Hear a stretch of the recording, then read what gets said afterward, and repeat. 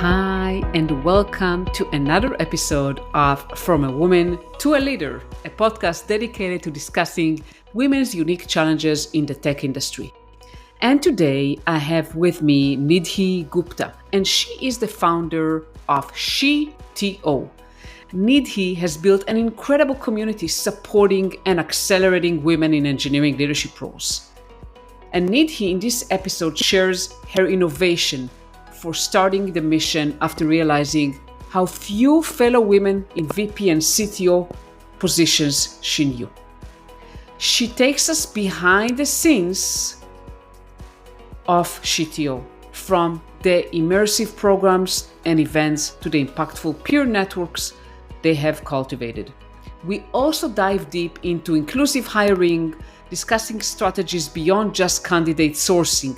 Nidhi provides eye-opening insights on creating a true sense of belonging from the very start so diverse talent can thrive within your organization.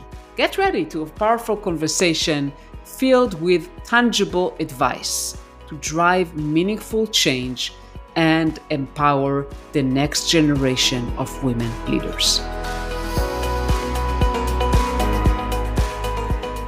Hi Nidhi, welcome. Thank you so much for being here today. Thank you for having me, Limor. Excited to talk about this today. Yes, likewise, and the topics definitely are very, very interesting and important. And let's start maybe with inclusive hiring. Can you share maybe we'll start what it even mean? Let's start with kind of what does inclusive hiring even mean? Why we need it?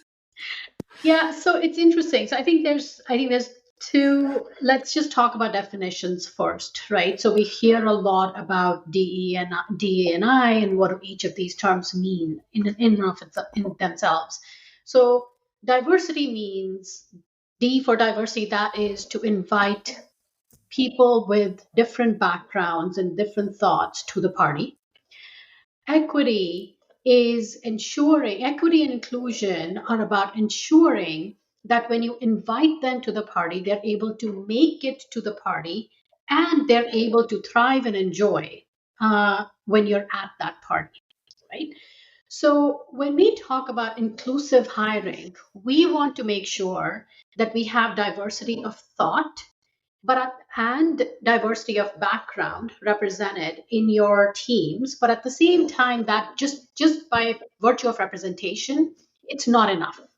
We need to make sure that these diverse voices that you're bringing into the room on the table actually have a voice at the table.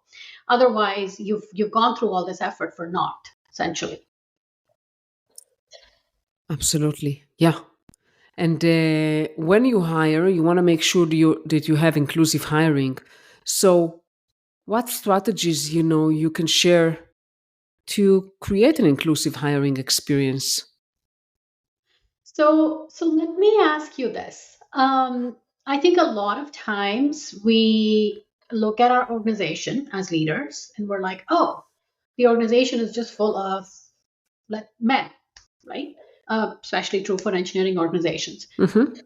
What's the first thought that comes to mind? And share with you what my first thought came to my mind when I was hiring, that I want the panel to be diverse. Okay, great. That's awesome. Because typically, I would tell you 9 out of 10 people who are listening to this, they'd be like, okay, let me go talk to recruiting, right? But I would say that's not the starting point. You don't start by talking to recruiting. You don't start by at the top of the funnel.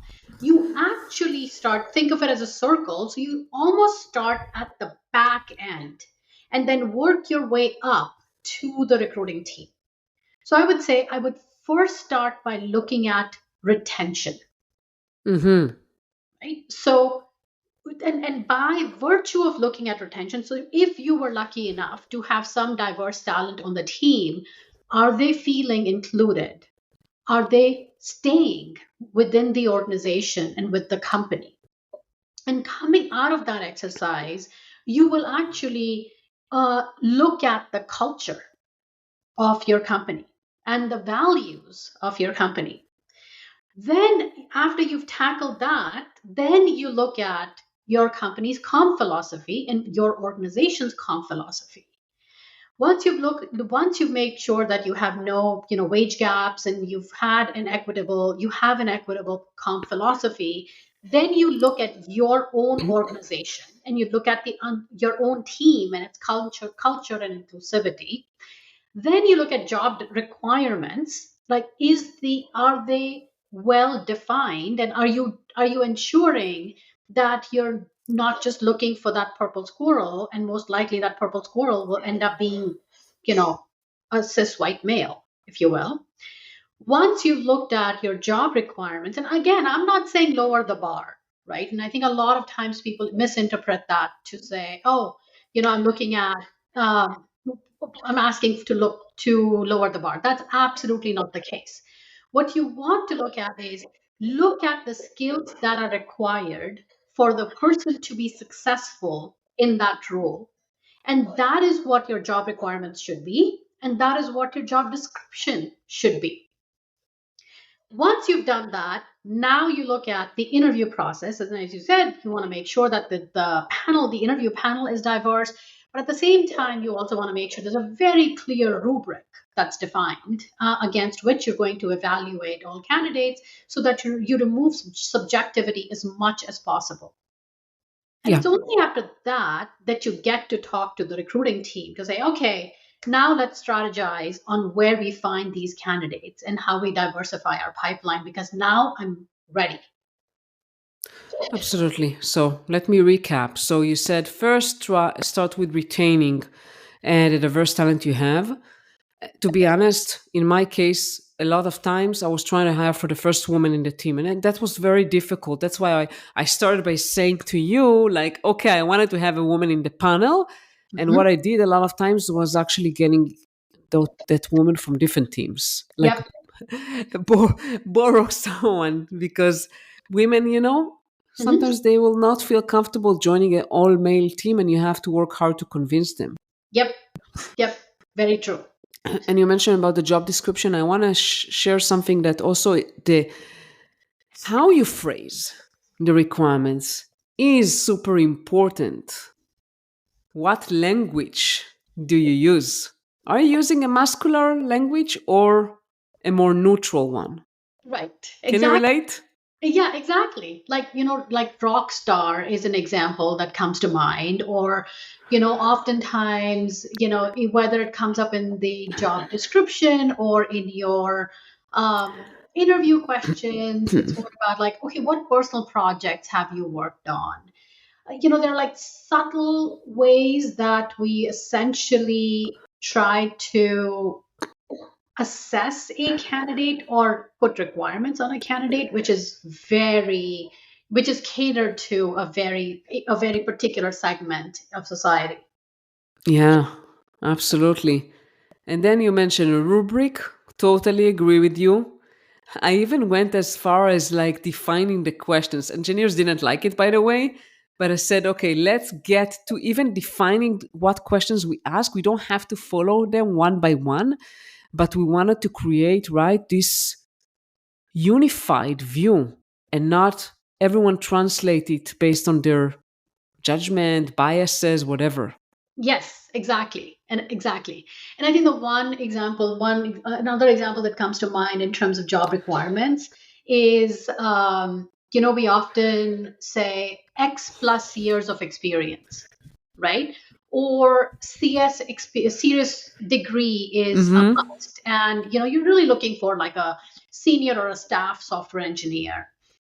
At that level, this is not an entry level position. At that level, do you really need a CS degree? Shouldn't their experience and skills count for more than their degree, right?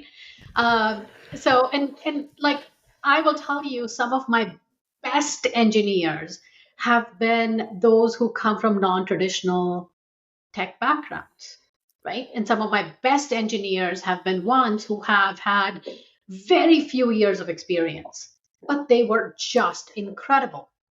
So you don't want to eliminate those people right out the gate.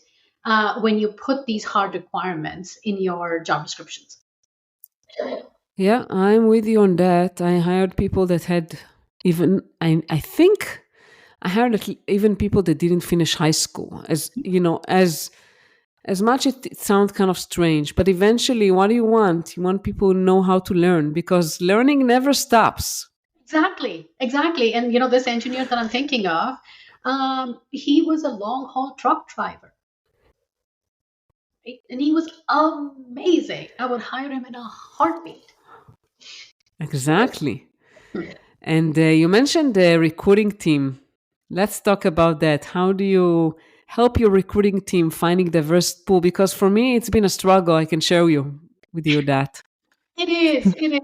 And the way I think about this is, it is not just the recruiting team's job to diversify your funnel, right? The buck stops with you as a hiring manager, and it is a joint and shared responsibility between you, your team, and the recruiting team. The recruiting team is just there to support you. And a lot of times when the goals are set for the recruiting team for X number of candidates, diverse candidates at the top of the funnel, that is, in my mind, it's a starting point, but it's not the be all end all, because more often than not, you basically get cruft in the pipeline, which is not beneficial for anybody. So, what you want to do is, you as a hiring manager need to strategize with both your team as well as the recruiting team in terms of how do you grow your network in order to find these candidates, right? So, referrals are always a great source, but obviously, you don't want to just rely on referrals. You want to build your network. I used to encourage my team as well as myself. I would intentionally reach out to a lot of people from different backgrounds, even when I was not hiring, because you just never know when you may want to hire somebody, and then you can tap into that network. So you need to really be intentional in terms of diversifying your network.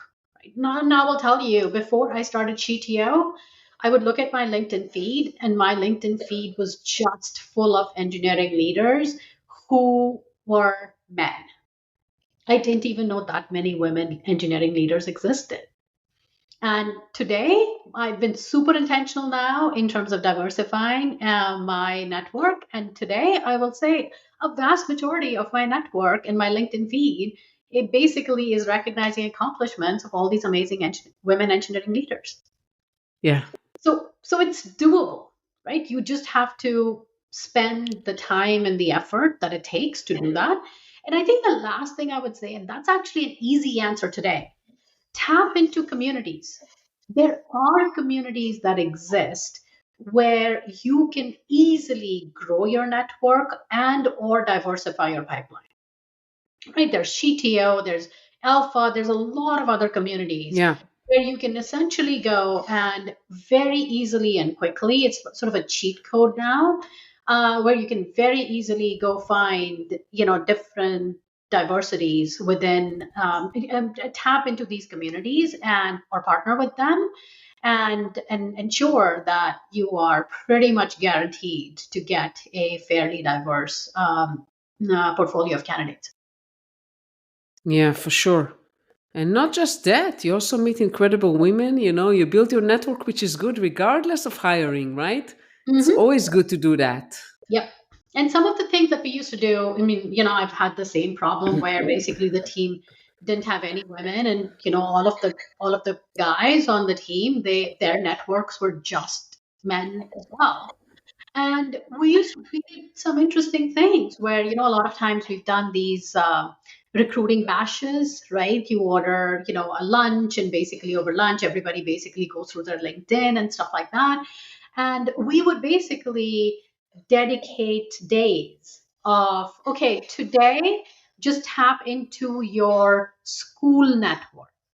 Today, you tap into, because I think a lot of times when you say, hey, find me women, or find me people of color, or find me people with a non-traditional background. It's very hard. And people a lot of times draw a blank in terms of, I don't know any other women engineers. How do I find them or get connected to them? So if you create these avenues, you can actually make them feel more successful and give them avenues of like, okay, today focus on people who you went to college with. Today, focus on people who you worked with 2 jobs ago, right? So I think if you create these rubrics, then they're focused on that and they may come across people with different backgrounds as opposed to go find me this particular ethnicity or this particular background. This is a great tip. I actually haven't thought about that. This recruiting bashes. Love that. Yep, yep. I've done those pretty much in every single job that we had, and you this was like not in the virtual world, but in the physical world, you basically Yeah. just, hey, we'll buy you pizza, and pizza always helps. Pizza wins. Yeah. No doubt about it. Yeah. Yeah. I think that you kind of hit the nail on the head here is that when you actually have an opening, it's usually very urgent. So you have time sensitivity, you have to fill it as soon as possible. There's a lot of pressure. And then you say, oh, but I want a diverse candidate. So it says, no, I don't have time for that, right? I don't have time. I want to just find as soon as possible a good fit for this role. But when you have built that pool, that network ahead of time, you can tap into your network. Exactly, exactly. Perfect. Love it. Okay, now you hire diverse talent, you hired a woman to your team.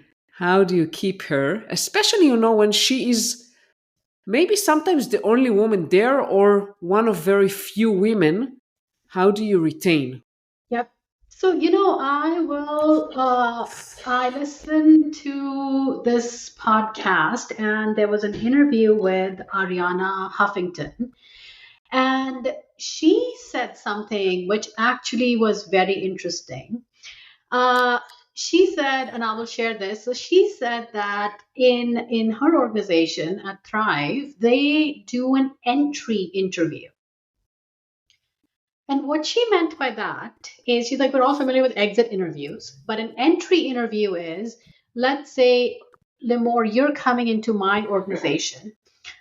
I don't know what your constraints may be, right? So the conversation that we would have is, so Limor, what are the absolute no-nos for you from a meeting time standpoint? If we were to be organizing offsites, what works for you, what doesn't work for you? If we're doing team bonding exercises, what kind of activities work for you versus not? So this way, when somebody's coming into the organization, you try to understand what their constraints are. An example of a constraint could be, I have a child at home. I need to be home at 5 so I can spend 5 to 8 before their bedtime making dinner, checking on homework, spending time with them, and then there's a bedtime routine, right? And if you've done that, you are better informed that you need to be done by 5, their time, right?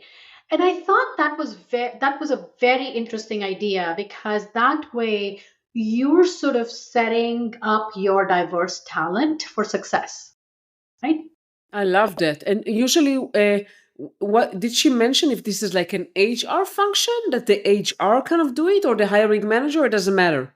It doesn't matter, right? I mean, I think if I were to do it, I would do it at the manager level, Yeah. because then you know exactly what you need to exactly what you have and what windows of time you have within your particular team, right? That's that. That's an interesting idea. I haven't thought about Yeah, this. yeah.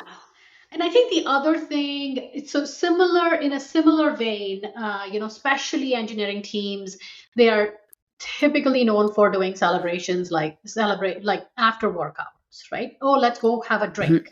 And basically everybody's headed to the bar. But guess what? Not everybody drinks, or same thing. If I have a child at home, I want to come back to my child and I don't have time to hang out with you at a bar. So don't do all your team get togethers at a bar at 6 p.m. I will tell you, I used to do, before I had my daughter, I used to go out in the evening a lot with my engineering teams. But after I had my daughter, I just couldn't. So when I was interviewing at companies, I would make sure that their team culture, their team's working hours actually worked for me as a mom. And if the team was starting at their work at 11 p.m. and ending their work at 8 p.m., that was not the culture that could work for me, right? So you need to sort of look at the team culture, the work culture, and the fun culture, and make sure that that would work for this person that you brought into the team. I think code reviews is often overlooked in, especially in an engineering function. Uh, there is so much data, there are so many studies that have been done where women are inordinately penalized for during their code reviews than men. Right? So similar to the hiring rubric that we talked about, there needs to be special attention paid to your code reviews and make sure that your code reviews are equal and still welcoming for everybody on the team, if you will. And I think that's just, and I think then from a, we can talk about, like, how you promote them, how do you recognize people's accomplishments and stuff like that, and make sure that all of that is as equal as possible. Yeah, those are great tips. And yes, I can share code reviews that firsthand I've been, I don't know if to call it penalized, but I would say I got some comments on code reviews that really hurt me. I think a lot of times it's the insensitivity of men to Mhm. how women interpret what is written in code reviews that could be very blunt, right? And men would just, be okay with that. And women that, regardless of all that, already may have some insecurities about, okay, am I good enough? Am I good as my male counterpart? But then something like that can really throw a wrench in their, confidence. I wanted to ask you though another thing. Yes, you mentioned the drinking, all those things. I have done crazy stuff, with team activities that I didn't like at all, but I did that just to kind of be part of the group. Yep, Um, absolutely. what do you do when everyone works remote? This is one of the challenges today, not just for women, by the way, but especially if you're a woman starting out in a team, you don't know anyone, and everyone works remote. Yeah, it is tough. It's very, very tough. So I think one of the big challenges in an all remote setup is how do you bond, and how do you come together as a team, and how do you have fun as a team? Um, so I've pretty much through most of my career, I've had distributed teams, and I've always hired the best talent regardless of where they were. And a lot of times I didn't have like hubs in different cities, so basically people would be working out of home. The way we were still able to create a strong belonging culture and a team culture was a few things. One was do coffee chats. And I do that even today, even with, like, SheTO members, as an example, where there's no agenda. And the meeting is just scheduled as a coffee chat. So you're coming into the conversation fully knowing that you're just chit chatting, you're just getting to know each other. There's no agenda, there's no, takeaway or anything. Those work really, really well. And, I view them akin to doing a walk and talk with a Yeah. person, in an in-person setting. The other thing we used to do a lot of is silly things. How can we be silly together? Right? So We had, these crazy Slack bot prompts written, and so the team used to have a lot of fun together. So, we're waiting to deploy something late in the night, or we're bugging, or there's the EOC rotation, and like the person is like really struggling because it's a very buggy piece of software or issues that they're dealing with. Even in the midst of all of that stress, there always used to be somebody who would invoke something in Slackbot that would bring a smile to everybody's face, right? And these are very simple, small steps. And like in one environment, we had an office where a small subset of the team was, and everybody else was remote. Anytime the doorbell would ring, or there was a delivery, or there was food delivered, we had some ding dong bot. Like, it's just silly things, and I think the more you do it, the more fun the team starts to have. The one exercise, somebody started coding this, this software that I was mentioning, and then people got in the game, and then other engineers would keep adding other prompts to it as a surprise. So you're furiously typing something, complaining about something, and all of a sudden, basically, you get a silly prompt back from this bot and brings a smile to everybody's face.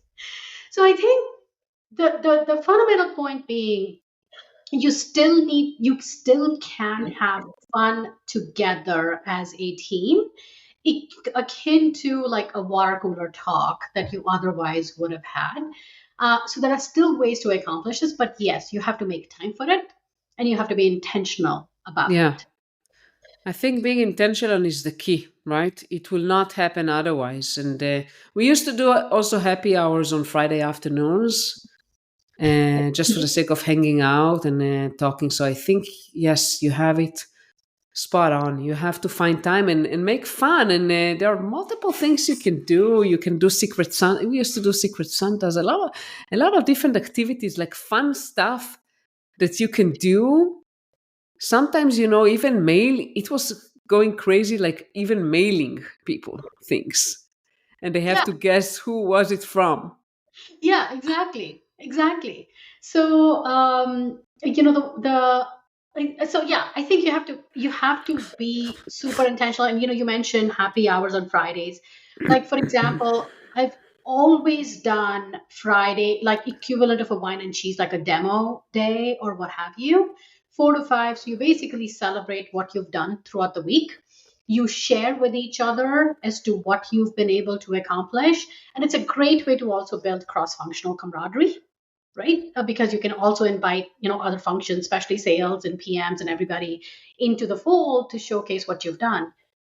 That's very easily done virtually, right? It's a great way to wind down the team, bring everybody together, send everybody off to a happy weekend. And yeah, you have to work through time zones, but all doable. Everything is doable if you have the motivation to do it. Everything is doable. Yep. I want to make sure, so I'm gonna kind of start directing us to work talking about SheTO, because I want to make sure that we talk about this incredible community that you built. So tell us a little bit about it and what kind of incentivized you to build it. Yeah, so it's an interesting story. So, as you know, I've been, in the tech industry for a while, and I've been, a tech executive, engineering and led engineering and product teams through most of my career. And so I pretty much knew that, people like you and I, engineering leaders who are women, are very rare in the industry. And when I was a CTO and CPO at Hired, I got invited to this intimate dinner of CTOs. And I walk into the room fully expecting it to be a room full of men. And to my utter shock and surprise, I walked into a room full of 15 other women. They were all VPs, SVPs, CTOs at amazing Bay Area companies. And that sort of got me thinking. I was like, if I, having been in the industry for as long as I have, do not know of 15 other VP plus who are women, then how is the next generation going to find us and aspire to be us? And that's when I, sought data.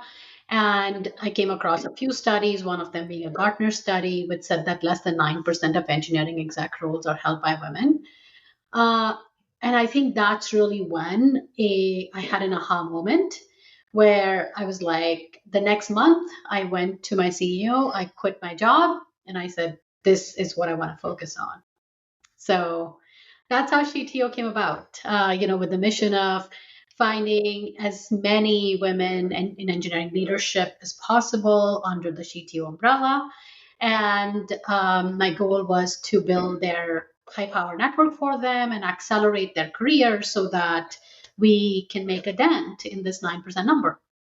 And this is incredible. You have an incredible community. I'm happy to be part of it. And I would love for you to share kind of highlights of what are the things that you do. Absolutely. So, it's sort of, I think a community at one point takes a life of its own, if you will. So that in a nutshell, I think, is the journey that we've been on. My hypothesis going in was, if I'm delivering impact, then growth will come. And I'm fortunate to see this hypothesis come true. So we do a ton of things because we know that women are overtaxed and overburdened. So we want to make sure that we are basically meeting them where they're at. So we do but first and foremost, the community is 100% vetted. So people apply to get in, and only if they meet our qualifying criterion are they allowed to participate in our activities. We do twice a month events, virtual events. We have a lot of peer groups so that people can meet with each other and connect with each other around certain topics. There's a CTO club, there's a directors club, there's a Gen AI club, there's a founders club, and so on and so forth. There is free mentorship, so we connect community with each other with in free one-on-one mentorship settings. We do a lot of L&D programs like the accelerator programs, which are immensely popular, and our workshops. And now we also have an annual summit that we host. Yeah. Last year was our first one, and we're planning a second one this year. So Yeah. there's always a lot happening at GTO. Yeah. And for women out there that are still not part of SheTO, how they can find you? Yeah, it's just straightforward, sheto.org. Just go there, check out everything that we do, and sign up. And, it's an amazing, I think the thing that I love about GTO is that the reason why we have so much programming is because it's a very, very, very active community. And everybody joins the community with the intention of giving back, taking as well as giving. And I think that is remarkable to see. So even in this environment, like, with interviews, there are free interview workshops, there are free interview practice sessions, that people are like, hey, I have an interview tomorrow, can somebody do a mock interview with me? Like, it's just incredible to see the willingness of community members to help each other advance their careers. Wow, this is incredible. Thank you so much for creating this incredible community, and I'm sure it will be continuing to grow and thrive. Yes, absolutely, absolutely. I will tell you, it inspires me every single day. So, could not be happier to see how far we've come. Yeah. And how can people find you, Nidhi? Mostly just LinkedIn or CTO. So when you fill out the join us form, if you want to connect with me, just add a note there, or you can find me on LinkedIn. Yeah, I'll put your handle on you. I love the content that you post. I avid follower of yours. So thank you so much, Nidhi. It's been such a pleasure speaking with you today. Thank you, Limor. This was a fun conversation. I'm so glad. Thank you for hosting me. Thank you so much for listening to another episode of From a Woman to a Leader. And coming up next week, I sit down with Dr. Sarita Bond. And we discussed unique challenges faced by Black women in corporate America. And she gets very candid about lack of support, respect, discrimination, and the pressure to code switch. She provides eye-opening strategies for overcoming biases and standing up for yourself. We also dive into her background as an Afro-Latina entrepreneur in the fashion industry. So don't miss out this insightful episode, amplifying a very important voice. So tune in next week and see you soon.